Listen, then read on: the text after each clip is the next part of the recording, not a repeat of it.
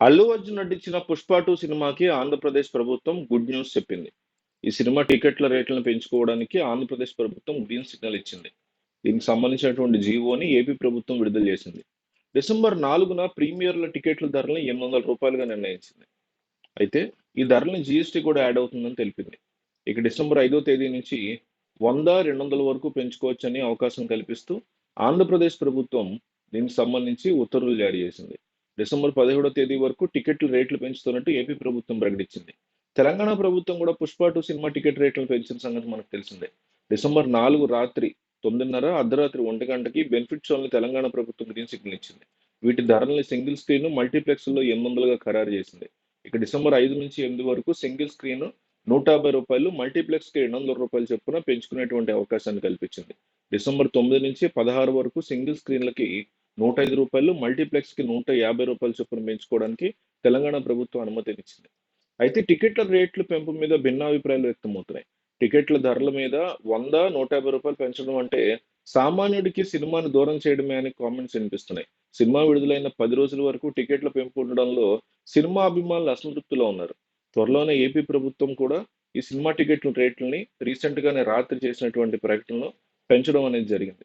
అట్లాగే రానున్నటువంటి రోజుల్లో కూడా మంచి న్యూస్ ఉండబోయే పరిస్థితులు కనిపిస్తున్నాయి. మెగా వార్‌కి ఐకాన్ స్టార్ అల్లు అర్జున్ ముగింపు పలికారు.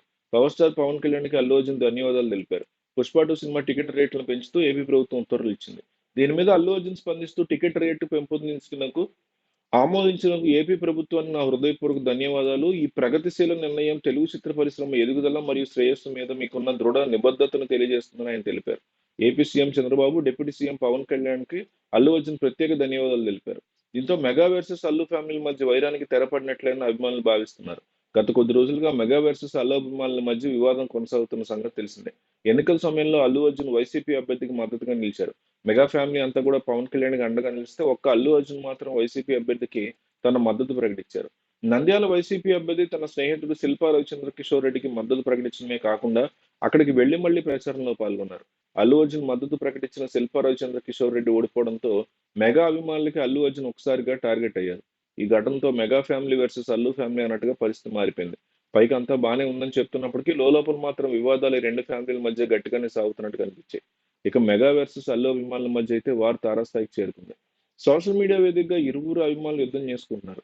నాగబాబు అల్లు అర్జున్ ఉద్దేశించి ట్వీట్ చేయడం, పవన్ కళ్యాణ్ పరోక్షంగా అల్లు అర్జున్ గురించి మాట్లాడడం జరిగింది. ఇదే సమయంలో జనసేన ఎమ్మెల్యే కూడా అల్లు అర్జున్ నటిస్తున్న 'పుష్ప 2' సినిమా విడుదలని అడ్డుకుంటామని హెచ్చరించడం అయితే జరిగింది. దీని కౌంటర్‌గా అల్లు అర్జున్ నన్ను ప్రేమించే వాళ్ళ కోసం నిలబడగలగాలి, మన అనుకునే వాళ్ళ కోసం ఎంతవరకైనా వెళ్తా. ఇది మీ అందరికీ తెలుసంటూ కామెంట్ కూడా చేశారు.